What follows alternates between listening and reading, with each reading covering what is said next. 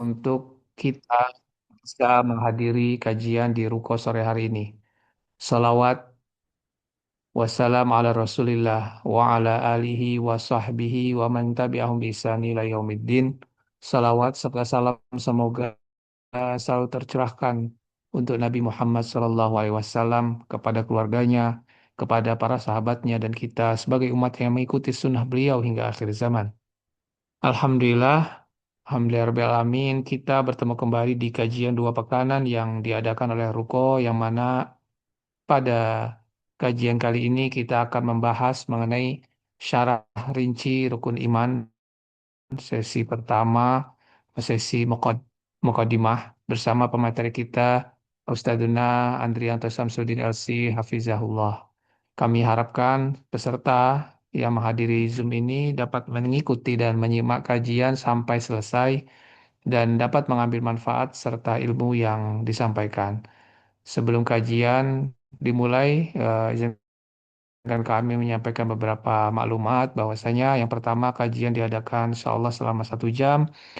Kemudian kajian nanti akan dibagi menjadi dua sesi penjelasan dan tanya jawab. Sepanjang kajian, eh, para peserta dapat meng-off-kan kamera. Lalu nanti jika akan mengajukan pertanyaan saat memasuki sesi break dapat melalui raise hand atau di chat di dalam room chat. Lalu selama penyampaian kajian, harap peserta tidak menyela pemateri. Baik, untuk selanjutnya kami silakan kepada Ustadzuna Ustadz Andriatus Samsudin Asy Hafizahullah. Tafadhol.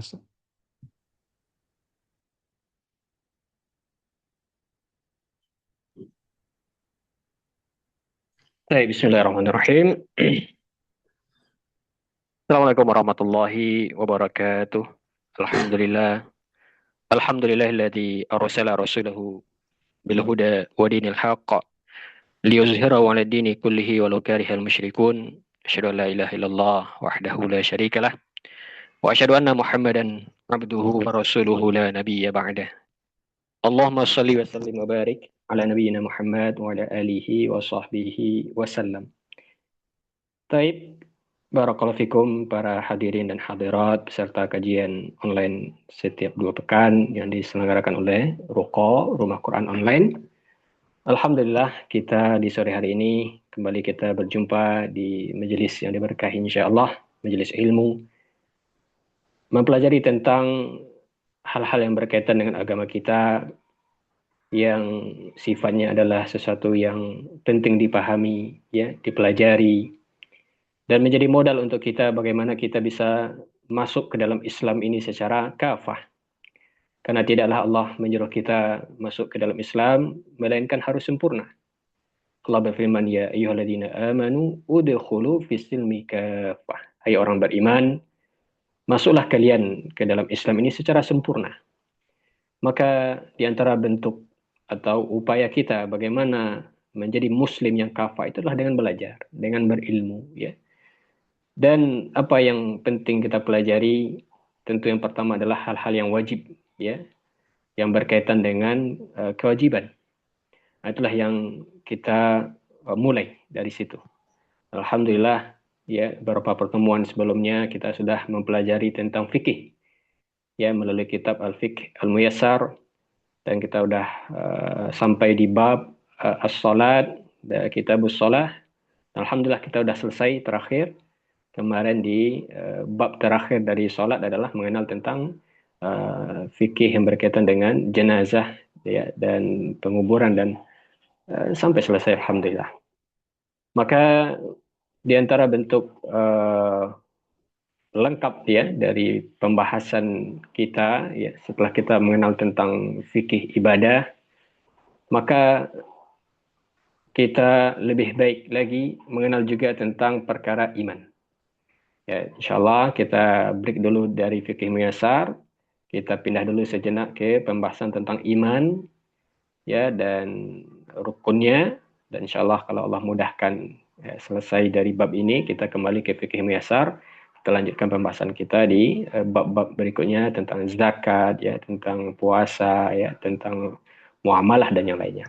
Bismillah. Baik, hadirin yang dirahmati Allah Subhanahu wa taala, pembahasan kita adalah mengenal tentang rukun iman. Dan ini adalah suatu hal yang penting dipahami setiap muslim ya. Ya, terutama di zaman kita sekarang di mana bab iman ya sudah mulai luntur ya dari sebagian kaum muslimin. Ya dengan banyak faktor penyebab. Di antara tentu karena jauhnya kita dari ilmu. Dan yang kedua karena banyaknya syubhat, ya pemikiran yang tersebar ya, yang disebarkan oleh orang-orang yang menyimpang. Sehingga tidak jelas lagi mana yang benar, mana yang salah ya. Dan di antara sebab juga yang menjadikan orang ya dalam bab iman ini menyimpang ya atau salah yaitu ketika kita terlalu mengandalkan akal kita, rasionalis kita, ya. Maka orang-orang ketika dia menuntut ilmu, semakin tinggi belajarnya ilmu yang dia tuntut, lalu dia sampai ke tahap sesuatu itu harus diterima oleh akal baru dia diimani. Sehingga apa konsekuensinya, apa akibatnya ketika dia tidak masuk ke dalam akalnya dan tidak diterima oleh akalnya, dia ingkari. Ya, sehingga dengan itu dia menyimpang dari hal-hal yang penting dalam perkara iman. Maka inilah yang ingin kita pelajari lagi, kita pahami lagi tentang bab ini. Baik, hadirin rahmati Allah Subhanahu wa taala, pertemuan kita atau sesi pertama kita dalam membahas rukun iman, kita mulai dari bab pengantar atau muqaddimah. Insyaallah di sesi kita ya pertemuan pertama kita tentang rukun iman ini kita akan bahas beberapa hal yang berkaitan dengan pengantar tentang rukun iman. Yang pertama adalah bahwasanya iman adalah syarat mutlak seseorang masuk surga. Iman adalah syarat mutlak seseorang masuk surga. Artinya Allah Subhanahu wa taala sediakan surga itu hanya untuk orang beriman. Maka mustahil, tidak mungkin seseorang bisa masuk surga kalau dia tidak beriman. Dalam surah Al-Hadid ayat 21 Allah berfirman, "Sabiqu ila maghfiratin min rabbikum wa jannatin arduha ka'ardis sama'i wal ard uiddat lil ladzina amanu billahi wa rusulihi." Kata Allah Subhanahu wa taala, berlomba-lombalah kalian menuju ampunan dari Rabb kalian. Wa jannah dan surga yang luasnya seperti luasnya langit dan bumi. Apa kata Allah? Uiddat lil ladzina amanu, yang sudah dipersiapkan hanyalah untuk orang-orang yang beriman. Dalam surat Al-Baqarah ayat 25 Allah berfirman, "Wa basyiril ladzina amanu wa 'amilus shalihat anna lahum jannatin tajri min tahtihal anhar." Berilah kabar gembira kepada orang beriman dan beramal saleh bahwasanya untuk mereka sudah dipersiapkan surga-surga yang mengalir dari bawahnya sungai-sungai. Dan banyak ayat dalam Al-Quran yang menegaskan akan hal ini bahwasanya iman adalah syarat mutlak seseorang masuk surga. Dan bahwasanya surga ya yang kekal, yang abadi, yang penuh kenikmatan hanyalah diperuntukkan untuk orang-orang yang beriman. Maka penting kita ya mempelajari hal ini. Ya, tiap orang wajib untuk menguatkan ya menambah imannya. Lalu dia mengenal tentang pokok-pokok keimanan itu. Karena semakin kuat ya landasan keimanannya, maka akan semakin kokoh juga dalam dia beribadah ya kepada Allah Subhanahu wa taala. Maka iman adalah asal. Iman adalah aslu ya. Al-aslu itu artinya dialah hukum asal. Baru setelahnya ada cabang-cabang yang lain. Berikutnya kaum muslimin rahmati Allah Subhanahu wa taala, dalam beragama itu ada maratibuddin ya. Artinya ada tingkatan. Ya, seseorang dalam memeluk agama Islam dia tidak satu tingkatan saja. Jadi agama Islam itu memiliki tingkatan. Dan tingkatan dalam beragama itu ada tiga. Sebenarnya disebutkan dalam hadis yang masyhur, hadis Jibril, bahwasanya Islam itu ada tiga tingkatan. Yang pertama adalah al-Islamu. Tingkatan pertama adalah Islam. Tingkatan berikutnya adalah iman, al-iman, dan tingkatan ketiga yang paling tinggi adalah al-ihsan. Ya, ini dinamakan maratibuddin. Dan tiga ini dinamakan maratibuddin, artinya tingkatan seseorang dalam beragama. Sebenarnya dalam hadis yang masyhur, hadis Jibril, ya ketika datang seorang laki-laki bertanya kepada Rasulullah, maka yang pertama ditanya, mal Islam? Apa itu Islam? Lalu yang kedua mal iman. Apa itu iman? Baru yang ketiga mal ihsan. Apa itu? Apa itu ihsan? Maka berdasarkan hadis ini, para ulama mengatakan tingkatan dalam beragama ada tiga. Ada Islam, ada iman, ada ihsan.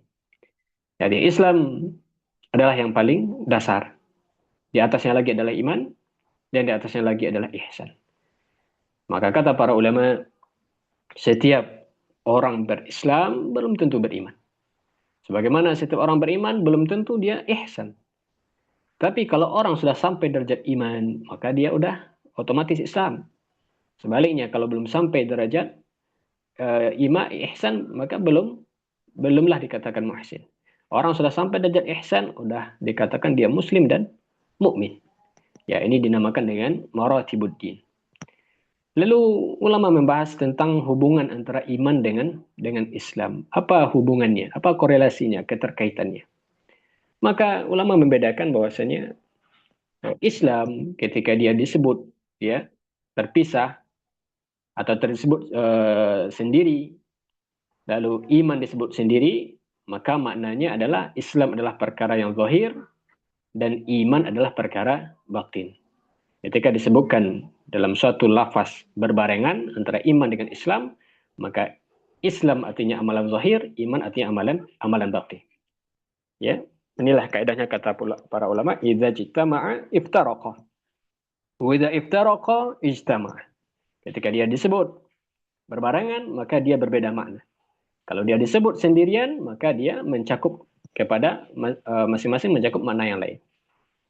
Taib, ketika dia disebut berbarengan antara Islam dengan iman, disebut dalam satu kalimat, maka Islam berbeda sama iman.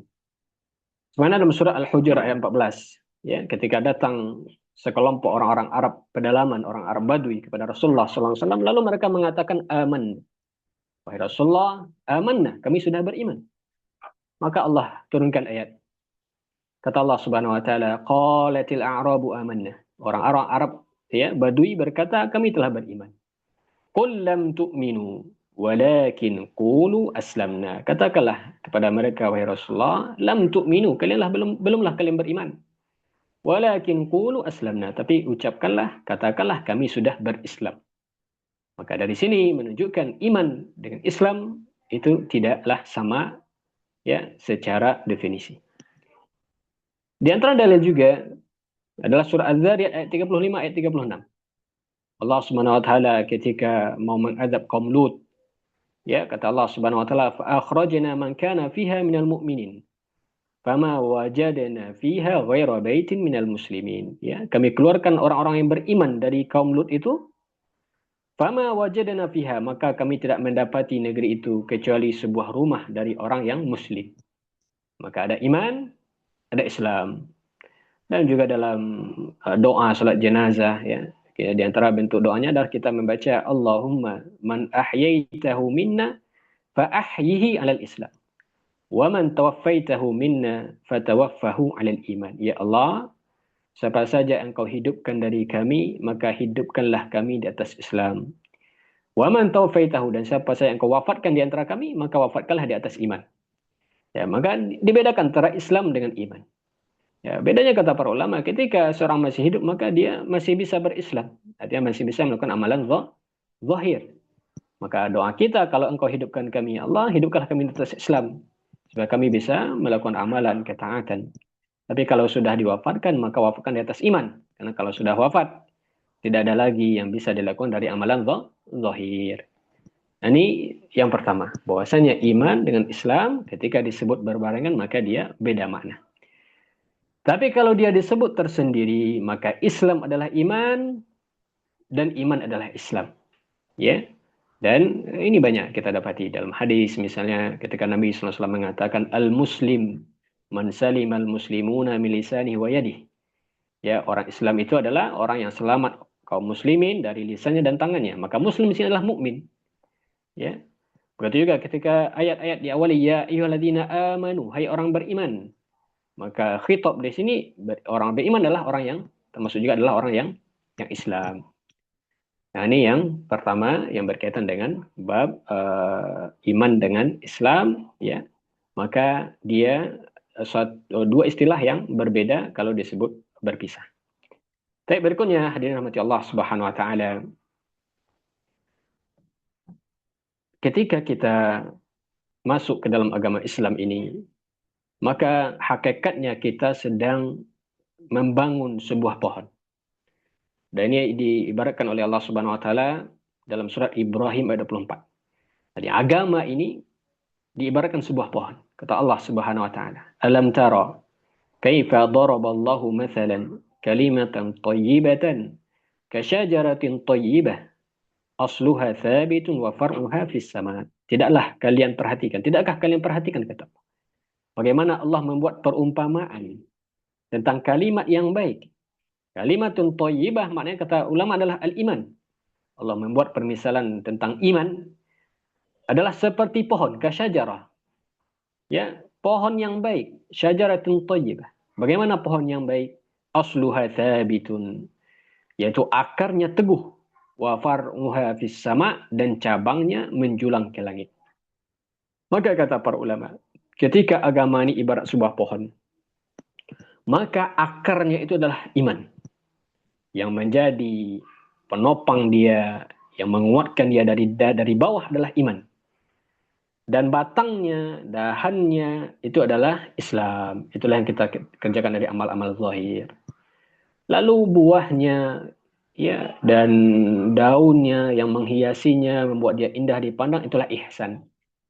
Sehingga ketika seseorang ya lengkap imannya, sempurna Islamnya, dan dia bagus agamanya, dia sampai kepada ihsan, maka dia menghadap kepada Allah seperti membawa sebuah pohon yang kuat, yang indah, yang teguh, ya, yang berbuah. Inilah yang kita inginkan.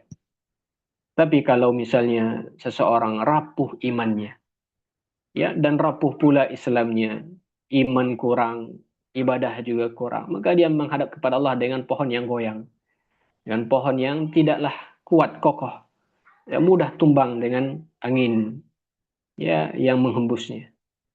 Nah, maka dari semua maratibuddin tadi, kata para ulama yang paling pokok adalah iman. Karena iman itulah yang menjadi akarnya. Ketika iman kita sudah kokoh, maka Islam, ihsan itu akan datang menguatkan. Tapi kalau iman kita yang rapuh, maka sebagus apapun Islam kita, ihsannya kita, tapi kalau akarnya tidak kuat, maka pohon itu sungguh pohon yang sangat mudah untuk roboh. Ini yang berkaitan dengan iman. Berikutnya kaum muslimin yang dirahmati Allah Subhanahu wa taala. Sebelum kita bahas tentang rincian dari rukun iman, maka kita akan membahas dua hal yang menjadi muqaddimah kita. Yang pertama adalah makna dari rukun iman, dan yang kedua insyaallah kita bahas adalah beberapa kaedah yang berkaitan dengan rukun iman ini. Baik. Yang pertama adalah makna, definisi dari rukun iman. Yang pertama, rukun. Apa itu rukun? Ya. Tadi kita sebut rukun, ya. Dan di dalam ibadah ada rukun, dalam salat ada rukun, di dalam wudu ada rukun, ya. Dan di dalam iman ada rukun. Maka para ulama menyebutkan rukun, ma makna ar-ruknu? Rukun artinya adalah tiang, ya, pondasi atau asas yang menjadi penopang dari sesuatu. Itu namanya rukun. Artinya ketika rukun ini ada, baru bangunan itu bisa dibangun. Ya, baru bangunan itu bisa ditinggikan kalau rukun itu sudah ada. Ini makna rukun secara bahasa, dia adalah asas, dia adalah penopang, dan dia adalah yang bagian yang paling kuat dari sesuatu. Sedangkan menurut definisi secara syariat, maka rukun itu adalah sesuatu yang menjadi unsur asas dari sebuah hakikat, yang dengannya tersusun sesuatu itu, dan dia tidak dapat tegak kecuali dengan rukun tadi. Maka para ulama menyebutkan syarat rukun itu 3. Yang pertama, dia merupakan bagian dalam dari unsur. Dia bagian dalam dari unsur, itu namanya rukun. Ya, sebagai contoh, supaya kita lebih mudah memahami, rukun sholat misalnya. Kapan satu itu dikatakan rukun di dalam sholat? Ketika dia masuk ke dalam inti sholat. Ya, maka membaca Al-Fatihah rukun sholat. Karena dia bagian dari perbuatan sholat. Ya, ruku, sujud, itu rukun. Karena dia bagian unsur di dalam ibadah. Ya, kalau dia berada di luar, ya tidak di dalam inti ibadah, maka dinamakan syarat. Ini beda rukun sama syarat. Kalau rukun dia masuk bagian dalam, kalau syarat dia bagian luar yang wajib dikerjakan. Maka sesuatu ketika dia wajib dikerjakan dalam ibadah, maka dilihat kalau dia unsur luar maka dia syarat. Kalau dia masuk ke unsur dalam maka dinamakan rukun. Di antara syarat rukun adalah sesuatu itu bergantung kepadanya. Artinya kalau rukun ada, maka baru sesuatu itu terwujud atau ibadah itu baru terwujud. Tapi kalau rukun tidak ada, maka ibadah tidak terwujud atau tidak dianggap sah. Dan syarat rukun yang ketiga adalah dia tidak bisa digantikan oleh yang lain. Ya, artinya kalau rukun itu ditinggalkan, tidak bisa ditutup dengan amalan lain. Ya, misalnya seorang tinggal rukun Al-Fatihah misalnya dalam sholat, boleh tidak diganti dengan yang lain, ya, dengan membaca surat yang lain misalnya, maka tidak bisa. Dia harus diulang, dia harus dijemput. Ya, maka ini makna dari rukun. Jadi rukun adalah sesuatu yang menjadi asas ya dari ibadah. Ya, ini makna dari rukun. Yang kedua adalah iman. Ya, ketika kita sebut iman, ya, rukun iman. Apa itu iman? Maka iman secara bahasa artinya adalah at-tasdiq. Iman artinya adalah at-tasdiq. Adalah sesuatu yang kita benarkan. Sesuatu yang kita tetapkan. Itu mana iman. Ya, seorang mengatakan saya beriman artinya saya membenarkan. Ini definisi iman secara bahasa. Sedangkan iman secara istilahnya ahli agama atau para ulama kita, iman itu adalah al-i'tiqadu bil qalbi. Al-i'tiqad bil qalbi. Wal qawlu bil lisan wal amalu bil jawarih wal arkan. Yazidu bit ta'ah wa yanqusu bil ma'siyah. Ini definisi iman. Jadi kata mereka iman itu adalah al-i'tiqad bil qalbi, yaitu keyakinan di dalam hati. Maka ini dinamakan unsur pembentuk iman. Ada tiga. Yang pertama ada keyakinan dalam hati. Yang kedua al-qawlu bil lisan, ada ucapan dengan lisan, dia ucapkan. Dan yang ketiga al-amal bil jawarih, dia buktikan dengan amal dengan anggota badannya. Yazidu bit ta'ah, di mana iman ini bertambah dengan ketaatan, wa yanqusu bil ma'siyah, dan dia berkurang dengan kemaksiatan. Inilah definisi dari iman. Di iman harus terpenuhi padanya tiga unsur. Yang pertama al-i'tiqad, ada keyakinan di dalam hati kita. Ya, tidak boleh seseorang mengatakan saya beriman tapi tidak yakin dalam hati. Maka belumlah dikatakan beriman. Ya, atau sebaliknya, dia yakin dalam hati tapi tidak mau mengucapkan dengan lisan. Ini juga belum terpenuhi iman. Atau dia yakini dalam hati. Dia ucapkan dengan lisan tapi dia tidak mau beramal dengan anggota badannya. Tidak mau mengerjakan ketaatan. Tidak mau mengerjakan perintah, maka belumlah dikatakan beriman. Maka orang-orang munafik, yang Allah sebutkan di dalam Al-Quran, ya, sebagai penghuni neraka jahanam yang paling bawah. Ya, kenapa mereka bisa sampai ke tahap penghuni neraka paling bawah? Karena mereka mengatakan kami beriman dengan lisan, tapi mereka tidak beriman dengan hati mereka. Hati mereka ingkar, hati mereka kufur. Maka Allah azab mereka. Ini menandakan iman tidak cukup dengan lisan, harus dengan keyakinan di dalam hati kita. Begitu juga sebaliknya, ketika seorang mengatakan atau dia menetapkan dalam hatinya, tapi dia tidak mau mengucapkan dengan lisan, ini juga tidak bermanfaat. Ya, karena harus terpenuhi tiga unsur tadi.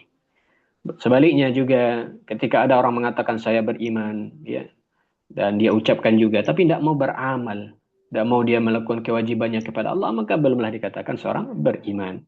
Maka tiga syarat ini harus terpenuhi ketika kita mengatakan kami beriman.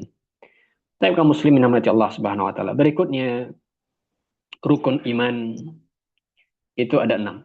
Jadi iman itu banyak cabangnya. Dalam sebuah hadis kata Nabi sallallahu alaihi wasallam riwayat Imam Muslim, al-imanu bid'un wa sab'una syu'bah. Iman itu 70-an cabangnya. Ada banyak cabang iman. A'laha qawlu la ilaha illallah. Yang paling tinggi dari iman itu adalah ucapan la ilaha illallah. Wa adnaha imatatul adha 'anit thariq. Dan yang paling rendah dari cabang iman adalah menyingkirkan duri dari jalanan. Wal haya'u syu'batun minal iman, dan rasa malu adalah bagian dari iman. Maka menunjukkan iman itu banyak cabangnya dan dia mencakup amalan zahir sebenarnya mencakup amalan batin. Maka ibadah fisik itu bagian dari iman. Sebagaimana Allah Subhanahu wa taala sebut salat dengan iman. Ya, ketika Allah SWT berfirman, ya, Allah tidak akan menyia-nyiakan iman kalian, maksudnya adalah salat kalian. Ya, Allah tidak akan menyia-nyiakan iman kalian, maksudnya adalah salat kalian. Ya, menandakan bahwasanya iman itu adalah mencakup amalan zahir, amalan zahir. Dan dari cabang iman tadi yang banyak tadi, maka rukunnya adalah 6. Maka inilah yang kita kenal dengan rukun iman yang 6. Ya, tapi iman itu banyak. Rukunnya ada 6, tapi cabangnya banyak. Dan rukun iman yang 6 inilah yang akan kita bahas, karena dia yang menjadi pondasi dari semua pokok keimanan. Ya, mana rukun iman yang 6? Maka semua kita sudah tahu dan disebutkan secara lengkap dalam satu hadis Nabi SAW yang dikenal dengan hadis Jibril. Ketika Jibril bertanya kepada Rasulullah, mal iman, atau akhbirni anil iman, kabarkan kepadaku tentang iman. Maka Nabi menjawab dengan 6 perkara. Kata Nabi sallallahu alaihi wasallam, ya, al-iman an tu'mina billah. Iman itu engkau beriman kepada Allah. Wa malaikatihi, engkau beriman kepada kitab, kepada malaikat, afwan. Wa kutubihi, kepada kitab. Wa rusulihi, kepada rasul. Wal yaumil akhir, beriman kepada hari akhir. Wa tu'mina bil qadari khairihi wa syarrihi, dan engkau beriman kepada qadar baik dan qadar buruknya. Maka inilah dinamakan 6 rukun iman. Dan ini juga disebutkan dalam banyak ayat dalam Al-Quran. Jadi kalau kita ditanya, adakah rukun iman di dalam Al-Quran? Ada. Di antaranya di surah Al-Baqarah, Allah sebutkan 5 rukun iman. Allah berfirman, Laisal birra an tuwallu wujuhakum qibala al-masyriqi wal maghrib. Walakinnal birra man amana billahi wal yaumil akhir wal malaikati wal kitabi wan nabiyyin. Allah Subhanahu wa taala sebutkan di sini 6 rukun iman. Ya, di surah Al-Baqarah ayat 177. Allah berfirman, tidaklah kebajikan itu engkau menghadapkan wajah ke arah timur dan barat, walakinnal birra. Tapi kebaikan itu adalah engkau beriman kepada Allah, yang pertama, wal yaumil akhir, hari akhir, wal malaika, wal kitab, wan nabiyyin. Maka 5 rukun iman disebutkan di sini. Ya. Sisa 1 rukun yang ke-6 itu iman bil qadar. Dan ini disebutkan dalam banyak ayat dalam Al-Quran secara terpisah. Di antara firman Allah dalam surah Al-Qamar ayat 49, Allah berfirman, Inna kulla syai'in khalaqnahu biqadar. Sesungguhnya segala sesuatu, kata Allah, kami ciptakan dengan takdirnya. Dan di antara juga surah Al-Hadid 22, Allah berfirman, Ma asaba min musibatin fil ardi wala fi anfusikum illa fi kitabin min qabli an nabra'aha. Kata Allah Subhanahu wa taala, tidaklah satu musibah menimpa bumi, menimpa kalian di bumi atau pada diri kalian, melainkan sudah tertulis dalam Alkitab sebelum kami wujudkan. Ini menunjukkan suatu sudah ada takdirnya. Maka inilah dikenal dengan rukun iman yang 6. Tapi kaum muslimin yang dirahmati Allah Subhanahu wa taala,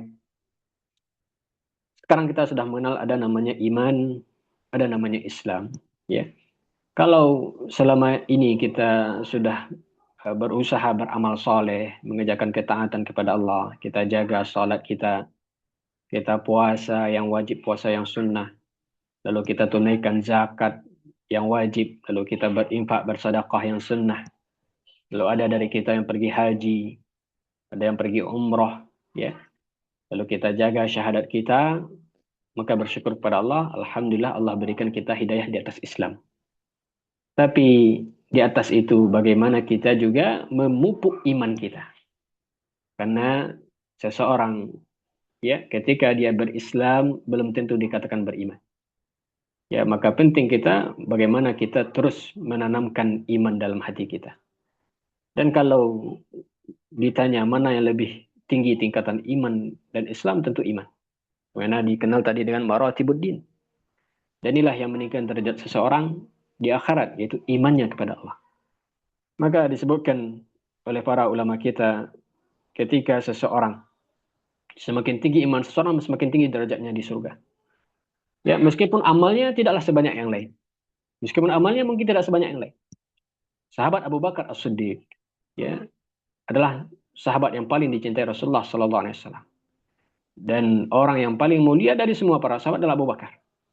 Ya, sebenarnya dalam hadis ketika Amr bin As bertanya kepada Rasulullah, ya Rasulullah, siapa orang yang paling kau cintai ya Rasulullah? Kata Nabi, Aisyah. Kalau dari laki-laki, kata Nabi, bapaknya, yaitu Abu Bakar As-Siddiq.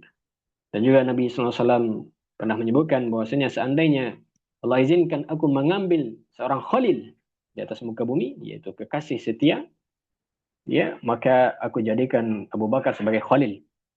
Sebagai Musa, sebagaimana Musa menjadikan Harun sebagai khalilnya. Ya, tapi semua di atas ukhuwah Islam, kata Nabi SAW. Ini menunjukkan Abu Bakar adalah orang yang paling mulia dari semua para sahabat. Di antara sebab kemuliaan Abu Bakar, ya, apakah karena ibadahnya tinggi, apakah karena sholatnya, ya boleh jadi. Tapi kalau kita lihat dari sahabat yang lain, ada yang lebih tinggi lagi sholatnya, ada yang lebih banyak sholatnya, ada yang lebih banyak hafalan Qurannya, ada yang lebih sering jihadnya, ya, ada yang lebih sering puasanya. Jadi Abu Bakar tidaklah mengungguli mereka dalam semua hal ini. Tapi yang menjadi sebab kemuliaan Abu Bakar di atas semua adalah imannya, adalah at-tasdiqnya. Maka beliau lah yang digelari dengan as-siddiq, yaitu karena keimanannya yang tidak ada sedikit pun keraguan. Ya, maka ketika misalnya peristiwa Isra dan Mi'raj, ketika masih sedikit yang beragama, belum ada yang menjadi pengikut Nabi Sallallahu Alaihi Wasallam, lalu terjadi peristiwa yang di luar akal semua orang, ya, Nabi diperjalankan menuju langit ke-7. Maka orang-orang menjadikan ini sebagai bahan olokan kepada Nabi kita Muhammad Sallallahu Alaihi Wasallam. Maka sampai kepada Abu Bakar, lalu orang kafir mendatangi Abu Bakar, lihatlah temanmu, ya, dia sudah mulai membual, ya, mengatakan perkataan yang ngawur. Maka Abu Bakar bertanya, apa kata dia? Lalu disampaikan, dia mengatakan melakukan perjalanan ke Baitul Maqdis, ke langit ke-7. Apa kata Abu Bakar As-Siddiq? In kana qad qalahu faqad shadaq. Kalau dia yang mengatakan itu, maka sungguh dia sudah benar. Maka ini menunjukkan bagaimana iman, ya, yang ada di dada Abu Bakar adalah iman yang sudah tidak lagi keraguan. Maka Allah tinggikan derajatnya di atas semua para sahabat. Baik, kaum muslimin rahmati Allah Subhanahu wa taala, pembahasan kita terakhir dari muqaddimah ini adalah kita mengenal ada 3 kaidah, ya, yang berkaitan dengan rukun iman yang penting kita pahami. 3 kaidah ini menjadi pengantar kita untuk masuk ke dalam rincian setiap rukun insyaallah di pertemuan kita berikutnya. Kaidah yang pertama tentang rukun iman. Apa itu? Yaitu keimanan kepada seluruh rukun itu merupakan keharusan. Ini kaidah pertama. Keimanan kita kepada seluruh rukun itu merupakan keharusan. Artinya siapa yang mengingkari satu saja dari rukun iman yang 6, maka dia kafir. Dan tidak bermanfaat imannya kepada rukun yang lain.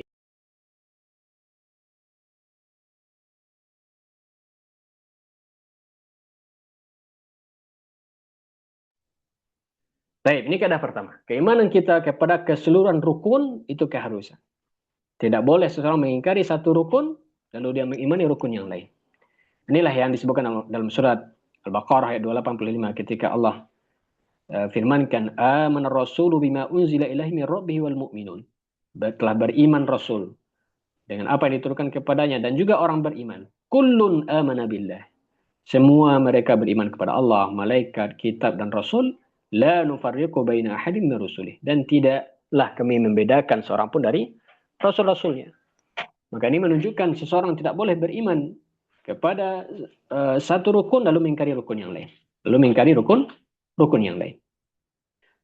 Di antara kejadian yang juga menjadi penguat akan kaidah ini adalah yaitu tentang kelompok Qadariyah yang muncul di zaman sahabat, mana yang diceritakan oleh sahabat Abdullah bin Umar, ya, ketika ada muncul kelompok di kota Basrah yang mengingkari qadar, mengingkari takdir.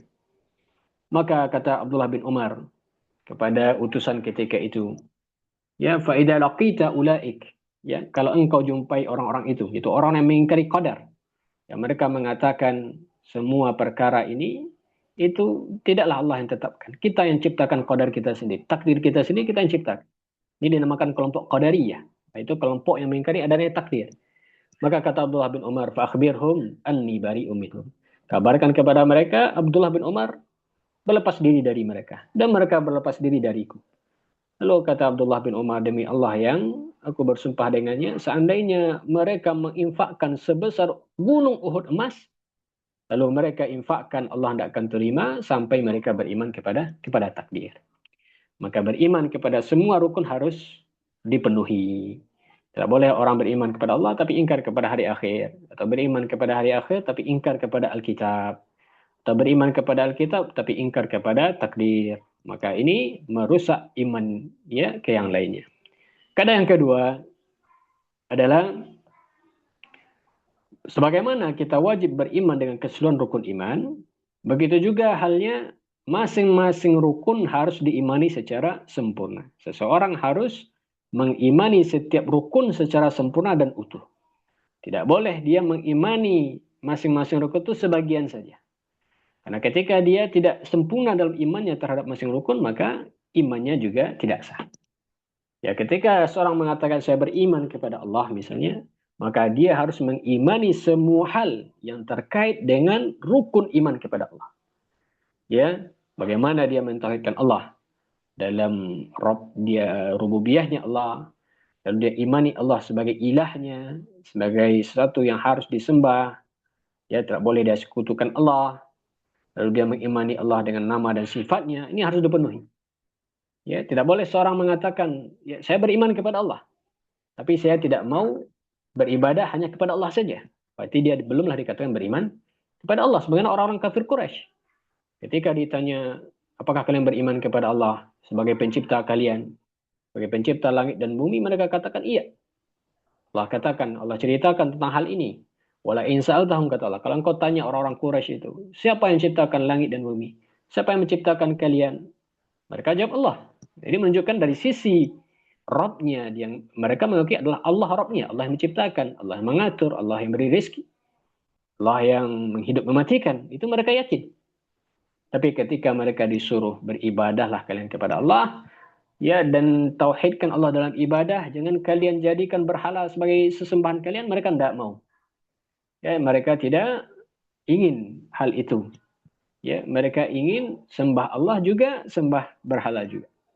Sehingga mereka tetap di atas kekafiran karena hal ini. Ini menunjukkan seseorang ketika mengimani satu rukun harus mengimani secara sempurna. Ya, termasuk juga beriman kepada Alkitab, contohnya. Rukun iman kita adalah di antara al-iman bi kutubi, yaitu wajib beriman dengan semua kitab yang Allah turunkan. Maka seorang baru dikatakan mukmin terhadap Alkitab kalau dia iman dengan kitab-kitab. Dia beriman bahwasanya ada kitab Taurat diturunkan kepada Nabi Musa, ada Zabur, ada Al-Injil, ada Al-Quran, ada As-Suhuf. Maka orang-orang Bani Israel, orang Yahudi, orang Nasrani, ketika dia disuruh beriman kepada Al-Quran, lalu mereka tidak mau, mereka ingkari, maka mereka kafir. Ya, karena tidaklah mengimani semua Alkitab. Juga beriman kepada Rasul, wajib diimani secara keseluruhan. Tidak boleh seorang membedakan seorang Rasul dengan Rasul yang lainnya. Orang Yahudi dan Nasrani ketika disuruh beriman kepada Nabi Muhammad, mereka tidak mau. Maka mereka kan kafir karena beriman kepada sebagian dan kafir kepada sebagian yang lain.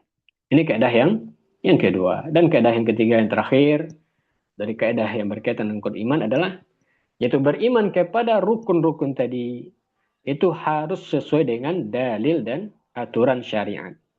Bukan dengan hawa nafsu, bukan dengan akal semata, bukan dengan bayangan ya, akal yang kita jadikan itu sebagai landasan. Kalau tidak masuk di akal kita lalu kita ingkari, kalau masuk akal baru kita imani, tidak boleh. Jadi beriman kepada setiap rukun harus sesuai dengan dalil. Bagaimana Allah dan bagaimana Nabi kita Muhammad SAW menerangkan tentang pokok-pokok keimanan. Maka itulah yang harus kita yakini. Bagaimana cara kita beriman kepada Allah harus sesuai dengan syariat. Bagaimana cara beriman kepada malaikat harus sesuai dengan syariat. Tak boleh seorang mengada-ngada dalam bab iman. Ya, maka ketika kita disuruh beriman kepada Allah, bagaimana cara beriman kepada Allah? Tentulah harus kita yakini sebagaimana Allah yang sebutkan, sebagaimana Nabi kita terangkan, itu yang kita ikuti. Ya, begitu juga ketika Allah suruh kita beriman kepada malaikat, maka harus kita yakini bagaimana cara beriman kepada malaikat. Bagaimana sifat-sifat malaikat yang Allah sebutkan harus kita imani. Ya, ketika Allah katakan malaikat misalnya adalah makhluk diciptakan dari cahaya dan dia makhluk yang sangat besar, jadi dia makhluk yang memiliki sayap, yang memiliki wujud, ya meskipun kita tidak melihatnya dia gaib, tapi wajib kita beriman. Tidak boleh seorang meyakini misalnya saya beriman kepada malaikat, tapi malaikat yang saya imani bukanlah malaikat seperti yang kalian imani. Kata mereka misalnya, ya malaikat itu adalah bisikan jiwa yang mengajak kepada kebaikan itu malaikatnya, kata mereka. Artinya mereka meyakini ada malaikat, tapi mereka mengingkari ada sosok makhluk yang diciptakan dari cahaya yang kita katakan telah malaikat. Ini tidak boleh. Ya, karena seorang wajib mengimani malaikat sebagaimana yang Allah terangkan. Begitu juga misalnya mengimani Al-Quran. Harus kita yakini Al-Quran sebagaimana yang disebutkan di dalam Al-Quran. Sebagaimana kita yakin Al-Quran itu adalah kalamullah. Kita yakin adalah Al-Quran itu sudah sempurna. Kita yakin Al-Quran itu tidak akan diubah sampai hari kiamat. Ya, maka jangan seperti kaum Syiah Rafidhah yang mengatakan Al-Quran itu tidaklah lengkap. Al-Quran sekarang belumlah sempurna. Lalu mereka mengatakan ada Al-Quran yang lain yang lebih lengkap. Ini tidak boleh.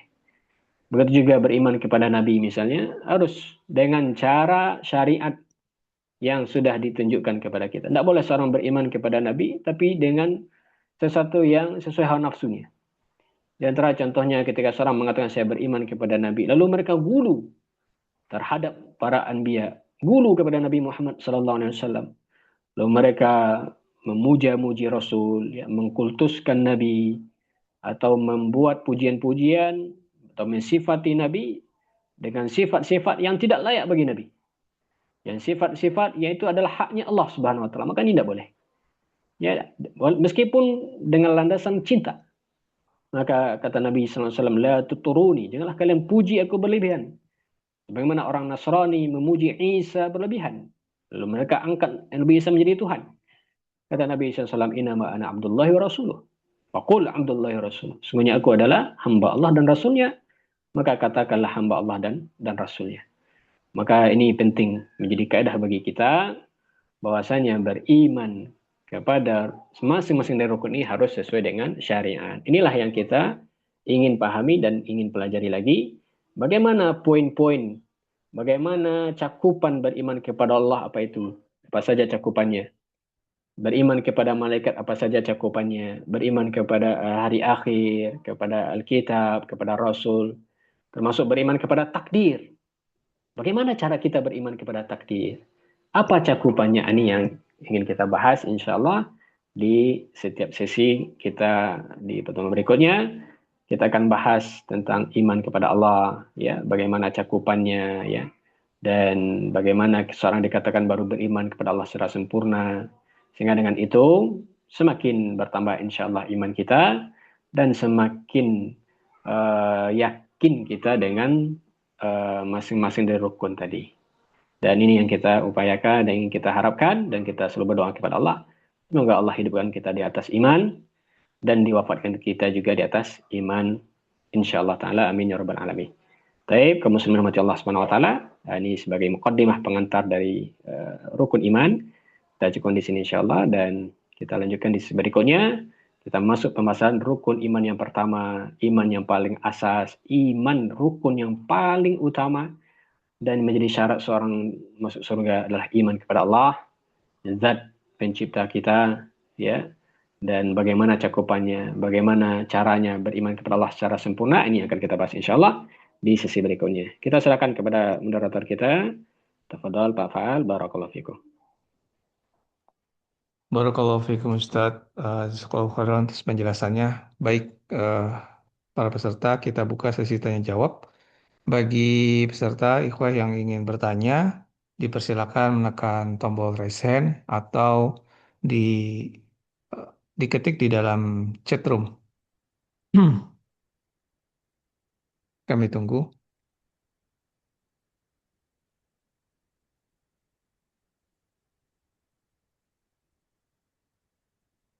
Baik Ustadz, sambil menunggu Ustadz pertanyaan dari peserta. Izin Ustaz, tadi Ustaz sampaikan uh, di antara rukun iman adalah mengenai qada dan qadar, dan kemudian tadi Ustaz jelaskan juga adanya sebagian yang dulu ya, mungkin sampai sekarang juga masih ada golongan qadariyah Ustaz. Nah, Nah, pertanyaan Ustaz, pertanyaan Anda, dalam menjaga keimanan kita, tentu lisan juga kan kita dijaga Ustaz. Jangan sampai lisan kita ternyata juga bertentangan dengan kaidah iman yang Ustaz sampaikan tadi. Terkaitan dengan kadar tadi Ustaz, uh, bolehkah kita Ustadz ketika kita berbicara mengenai suatu kejadian, kemudian kita mengucap dengan kata kebetulan. Jadi misalnya, uh, oh iya kebetulan tadi saya bertemu dengan dia. Nah, apakah kata kebetulan itu bisa me- mengganggu keimanan atau mendistraksi keimanan kita, Ustadz? Walaupun mungkin maksudnya tidak mengecampingkan takdir Allah kita bertemu orang tersebut, Ustadz. Atau mungkin ada apa adab yang lebih baik kita lakukan atau yang kita hindari terkait mengucapkan kalimat kebetulan atau yang sejenisnya. Terima kasih, Ustadz. baik, barakallahu fikum. Nah, yaitu masalah ya ungkapan sehari-hari yang sering ya kita pakai, yang sering terucapkan dengan lisan kita, yaitu kata kebetulan. Nah, ya maka sering seperti itu contoh tadi ya kebetulan tadi bertemu di masjid ya, atau misalnya ketika ada orang mengundang kita lalu kita katakan oh maaf saya tidak jadi datang karena kebetulan hari ini hujan. Nah, bolehkah ungkapan seperti ini? Dan apakah dia menafikan iman kita kepada takdir? Maka jawabannya tidak selalu ya. Artinya tidak otomatis ketika kita ucapkan kata kebetulan itu menafikan iman kepada takdir. Pertama sebabnya ya karena seorang baru dikatakan dia menafikan iman kepada takdir kalau memang ada niat dari hatinya kalau dia tidak yakin dengan takdir. Ketika seorang mengatakan seperti tadi ya, kebetulan saya tadi misalnya kebetulan tadi ada tamu misalnya. Apakah ketika dia katakan itu berarti dia menafikan bahwasanya Allah yang mengatur bahwasanya tamu itu datang? Tidak. Itu adalah suatu ucapan yang memang sudah menjadi kebiasaan. Makanya seperti ini belumlah dikatakan otomatis ya seorang menafikan iman kepada takdir. Hanya saja tentu kalau bisa kita mengubahnya menjadi lafaz yang lebih sesuai syariat ini lebih baik. Ya ini lebih baik. Artinya ketika dia bisa mengganti kata kebetulan ya dengan ungkapan yang ibaratnya sesuai dengan syariat maka ini lebih baik. Seperti di antara contoh misalnya qadarullah ya atau atas takdir Allah, ya, Allah atau Allah takdirkan kami bertemu. Ya, misalnya tadi kita katakan pengganti tadi ya, kebetulan tadi ketemu di masjid, maka kita ganti kata kebetulan.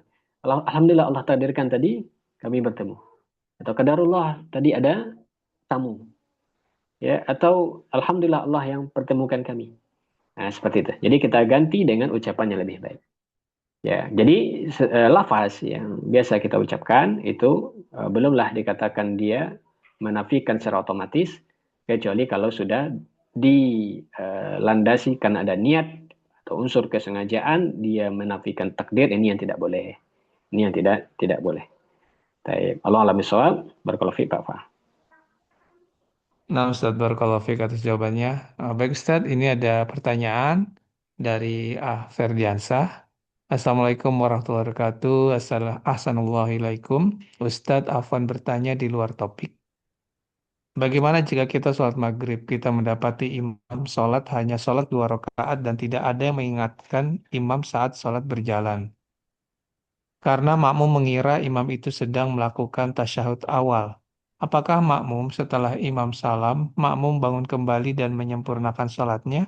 Apakah ini tetap terhitung sholat berjamaah atau makmum salam bersama imam, kemudian makmum mengingatkan imam bahwa sholat kurang 1 rakaat, kemudian makmum dan imam menyempurnakan secara bersama 1 rakaat tersebut, sebagaimana yang pernah dilakukan Rasulullah SAW ketika lupa rakaat di dalam sholat. Jazakallah khairan wa barakallahu fikum. Nah, Ustaz, nih pertanyaan yang di luar tema, tapi Nah, silakan dijawab, Ustaz. Barakallahu fikum. barakallahu fiikum. Wassalamualaikum warahmatullahi wabarakatuh. Jawaban yang kedua. Jawaban adalah yang kedua. Jadi kita dapati imam ya salah dalam jumlah rakaat ya, dia duduk tasyahud awal lalu dia salam, tentu kita ngikut karena kita menganggap dia mau berdiri. Maka ketika dia salam bagaimana posisi kita sebagai imam salam. Ya, ikut salam. Terus setelah itu baru kita ingatkan wahai imam, kita kurang rakaat satu nih. Kalau maghrib misalnya, kita kurang rakaat satu. Ya, maka bagaimana cara solusinya misalnya? Kalau imamnya tidak tahu, kita ajarkan. Kalau imamnya tahu, maka alhamdulillah. Maka solusinya adalah kita ulang lagi salat satu rakaat. Ulang takbiratul ihram, lalu kita salat satu rakaat, lalu tasyahud akhir, lalu kita sujud sawi. Ya, khilaf ulama sujud sawinya setelah salam atau sebelum salam. Mau setelah salam boleh, sebelum salam juga boleh. Ya, maka ini yang diterangkan dalam kitab fikih ya ketika imam lupa dalam jumlah rakaat. Ya, jadi makmum tidak berdiri lalu dia sempurnakan sholatnya sendiri, tapi kita salam bersama imam lalu kita tambah satu rakaat lagi bersama imam ya dan insya Allah itu mendapat pahala berjamaah insya Allah taala. Nah, Allah alam bisawab. Ustaz, ini barakallahu. Jika imamnya menolak gimana Ustaz? Dia yakin Ustaz, oh enggak, sudah tiga gitu. Itu gimana Ustaz? Dia yakin sudah tiga dan dia apa namanya menyelisih jumhur. Menyelisih jumhur dia sendiri, makmum semua. Makanya seperti sudah kita sholat sendiri. Iya, berarti Ah, makmumnya tidak bisa diajak untuk ke yang benar ya. Ya, ah, maka seperti ini. Ada juga sebagian imam yang dia salah dalam memahami. Katanya gini, dan ini kalau tidak salah ada yang bertanya seperti ini juga. Ketika sudah diingatkan, lalu kata imamnya tidak apa-apa katanya. Kenapa tidak apa-apa? Karena saya ragu. Ya, kalau ragu kan kata Nabi ya, kalau kita ragu ambil yang yakinnya. Ya, jadi imamnya katakan saya ragu, tapi saya yakin ini tiga misalnya. Maka sudah mencukupi. Karena kata Nabi, buang yang ragu, ambil yang yakinnya. Maka seperti ini juga salah dalam memahami. Ya. Artinya kalau memang kita yakin kurang, ya maka kita tambah. Dan dalam sholat berjamaah tidak ada lagi keraguan. Kapan kita ada ragu? Kalau sholatnya sendiri. Ya, kalau sholat sendiri tidak ada yang mengingatkan kita. Tapi kalau dalam sholat berjamaah, bagaimana seorang bisa ragu? Bagaimana imam bisa ragu? Kenapa? Karena ada yang akan mengingatkan. Kalau imam ragu, ada yang akan meyakinkan. Nah, maka tidak ada keraguan dalam sholat berjamaah. Ya, sehingga kalau ada imam ragu, dia wajib mengambil yang yakin dengan cara bertanya kepada makmum. Allah alam isra. nah, Ustaz, barakallahu fikum atas jawabannya. Baik, peserta IFA lain apakah ada yang mau bertanya? Silakan masih diberi kesempatan. Baik, Assalamualaikum Imam. warahmatullahi wabarakatuh. Iya, Fadal. Afwan Ustadz menyambung yang tentang sholat tadi, walaupun di luar tema. Beberapa hari yang lalu juga kejadian nih di masjid dekat rumah saya. Mm-mm. Jadi imam terlupa tasyahud awal. Sebagaimana kita tahu, tasyahud awal itu kan bukan rukun ya Ustadz ya. Betul. Betul. Dan imam jika sudah berdiri tegak, ya makmum harusnya juga mengikuti. Betul. Nah, kebetulan waktu itu saya sholat di balik tiang Ustadz. Jadi saya nggak ngelihat Ustadz itu berdiri tegak atau enggak, saya nggak tahu gitu ya. Cuman jamaah nggak ada yang ikut berdiri. Cuman subhanallah aja, tapi nggak ada yang berdiri gitu Ustadz. Mm-mm. Nah, Jadi imam sampai akhirnya, dibiarkan berdiri sendiri. Atau imamnya nah, kembali duduk. belakangan nih ketahuan. Akhirnya imamnya seperti kayak sholat kayak biasa lagi Ustadz. Artinya kan imamnya berarti duduk ya, kembali duduk ya. Kembali duduk. Nah, Nah, tapi setelah salam, imam langsung menjelaskan seperti tadi. ah, Kalau imam sudah berdiri tegak, makmum nggak boleh memaksa imam buat duduk lagi karena itu nah, kesalahan nah, fatal katanya. Masya Allah. Nah, itu gimana tuh Ustadz akhirnya kalau karena ketidaktahuan jamaah pada umumnya Nah, di betul. situ, Nah, akhirnya makmum akhirnya imam jadi terpaksa duduk lagi betul. Ustadz, dan akhirnya sih si imamnya pas terakhir juga akhirnya sujud sahwi sebelum salam gitu. Iya, Itu Masya Allah. gimana hukum salatnya Ustadz? Nah, ahsanallah imam. Ya, imam sudah bagus ya sikapnya, betul. Seperti itu yang baiknya. Jadi ketika imam melihat maslahatnya seperti itu, maka dia tidak masalah kembali duduk. ya, dan dia nanti sujud sahwi dan dia terangkan kepada makmum. Ini apa yang dilakukan imam dan apa yang perbuat oleh imam ini sudah yang paling tepat, ya. Jadi dia terangkan setelah itu kepada makmum. Sehingga dengan itu makmum jadi berilmu.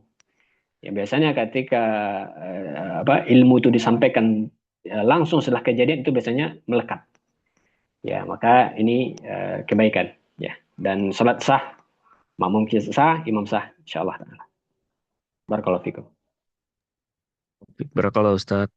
Nah, Barakallahu fikum Ustaz jawabannya. Baik, Anda buka lagi satu lagi pertanyaan mungkin yang mau bertanya terkait dengan kalau iman. bisa berkaitan dengan iman, Ya, terkait dengan iman. ya, karena materi kita tentang iman, ya. Ya.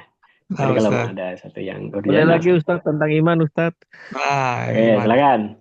Nah, Ustaz Imam silakan Pak bertanya Imam. tentang iman, ya. Pak Imam, sebenarnya dengan Pak iman. Imam tentang iman. Ustaz, Tafadhal. Ustaz, Ustaz kan tadi juga bahas tentang syubhat yang disebarkan gitu ya Ustaz ya, Nah, akhirnya bisa mengganggu keimanan seseorang. Nah, bagaimana nih Ustadz, kita sebagai orang awam terutama gitu Ustadz ya, kalau ada orang yang mungkin dianggapnya mungkin tokoh atau gimana menjelaskan hal-hal yang perkara yang gaib yang memang kita juga nggak tahu itu ada dalilnya atau enggak, itu menyikapinya gimana Ustadz? Dan misalkan kita pun ragu ataupun kita juga lebih beratnya kayak nggak percaya gitu Ustadz, tapi kita ada kerabat atau keluarga yang kayaknya percaya banget gitu Ustadz ya, menasihatinya gimana Ustadz, sedangkan kita juga ilmu kita juga kan nggak seberapa Ustadz gitu. Barakallahu fiik barakallahu fikum. Ustadz. Nah, baik, Santo. Ya, ini satu hal yang menjadi landasan, ya, kenapa kita perlu mempelajari tentang iman ini, ya, supaya kita berilmu, ya. Supaya kita paham bagaimana bentuk iman yang benar itu seperti apa. Ya, pertama karena memang syubhat yang tadi kita sampaikan itu satu hal yang umum, ya, terutama di zaman kita. Dan sebab syubhat itu datang bukan karena kebodohan, tapi karena saking pintarnya seseorang. Kalau kita lihat kelompok Qadariyah itu muncul, itu bukan karena orang yang bodoh, tapi karena sudah saking mendalamnya dia dalam mendalami agama, sehingga dia menjadikan akalnya itu adalah sebagai segalanya. Dan kalau kita lihat, ya, orang-orang yang menyimpang dalam bab iman itu karena dia sudah saking tingginya akalnya dalam menuntut ilmu, dia sampai ke tahap ini. Jadi kita katakan orang yang menyimpang dalam bab iman bukan orang-orang yang bodoh, tapi orang yang sangat pintar. Mungkin profesor, mungkin rektor, yang sekolahnya sudah sampai paling ujung. Ya, maka orang-orang liberal misalnya, itu bukan karena kebodohan, tapi karena sudah sampai ke tahap yang mereka katakan kalau dia masuk di akal kita, kita ini, itu yang dikatakan rasionalis. Ya, sesuatu itu harus rasional katanya. Kalau enggak, wah, enggak bisa diimani. Maka ketika kita dapati kondisi seperti ini, ya sebenarnya yang disebutkan tadi, ya kita dengar seorang tokoh berbicara tentang iman, tentang ghaib, yang rasanya itu menyimpang dari fitrah kita, dari keimanan kita, keyakinan kita, maka yang pertama jangan diterima. Dan yang kedua kita cari yang benarnya seperti apa, baik dengan bertanya kepada yang kita rasa ahli dalam bab ini, atau kita cari dengan searching, ya. Alhamdulillah zaman sekarang teknologi semakin canggih, ya, ilmu semakin mudah didapat, maka kita cari, jangan kita langsung percaya begitu saja, ya. Karena seorang mukmin itu adalah merdeka, ini yang harus kita pegang. Mukmin itu merdeka, ya, tidak boleh seorang taklid buta kepada seorang tokoh apapun dia. Yang boleh kita taklid hanya satu orang, Nabi kita Muhammad SAW. Ya, ketika ada orang menyampaikan sesuatu yang kita rasa tidak sesuai dengan fitrah kita, tidak sesuai dengan keyakinan kita, keimanan kita, maka kita cari yang benar seperti apa. Kalau kebenaran ada bersama dia, maka kita ikutin. Tapi kalau kebenaran bersama yang lain, maka kita ikutin yang lain. Ya, inilah yang dikatakan mukmin itu adalah seorang yang merdeka. Maka dalam hal ini kita wajib pelajari dan kita wajib cari ilmunya.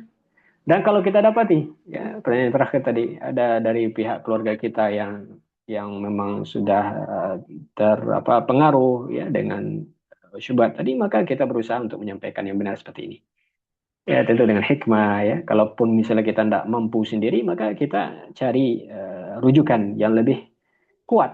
Ya mungkin dengan kita cari ustadz yang mumpuni lalu kita minta menyampaikan, atau dengan video misalnya ya ustadz yang menyampaikan, maka itu diantara bentuk kita berdakwah juga ya. Allah alam bisawab, ini semoga mencukupi Pak Imam ya. Nah, Ustaz, terima kasih Ustaz. Nah, Ustaz, Barakallahu Fiik, semoga menjawab pertanyaannya, Kak Imam. Baik, para ikhwah peserta kajian online 2 pekanan. Alhamdulillah, Allah mudahkan kajian hari ini berjalan dengan baik. Kami ucapkan terima kasih atas partisipasi dari seluruh peserta yang hadir dan yang telah berinteraksi. Terima kasih juga kami ucapkan kepada Ustaz Luna, Andriatus Samsudin Al-Siyahizahullah, Jazakallahu khairan wa barakallahu fiik. Semoga ilmu yang Ustaz sampaikan menambah dan menjadikan ilmu tersebut bermanfaat dan mengangkat kebodohan dari diri kita.